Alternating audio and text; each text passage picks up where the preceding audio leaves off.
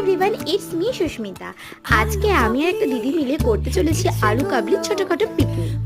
তাই তোমাদের সাথে রেসিপিটা ছোট্ট করে শেয়ার করলাম। সবার প্রথমে আলুটাকে সেদ্ধ করে ওটাকে ছোট ছোট করে কেটে নিয়ে দিয়ে দিতে হবে ছোলা, তারপরে লঙ্কা, তারপরে কিছু কুচনো পেঁয়াজ দিয়ে নিতে হবে, তারপরে পরিমাণ মতো শসা দিয়ে নিতে হবে, দেন বিট নুন দিতে হবে, তারপরে এখানে গোলমরিচ গুঁড়ো দিয়ে নিলাম, কিছু মশলা মিক্সিতে গ্রাইন্ড করে একটা চাট মশলা বানিয়ে নিয়েছি, দেন তারপরে টক জলটা বানিয়ে নিয়ে দিয়ে নিলাম, তারপরে ওটাকে ভালো করে মিক্স করে নিলাম। সো হয়ে গেছে আমাদের সুন্দর সুন্দর আলু কাবলি।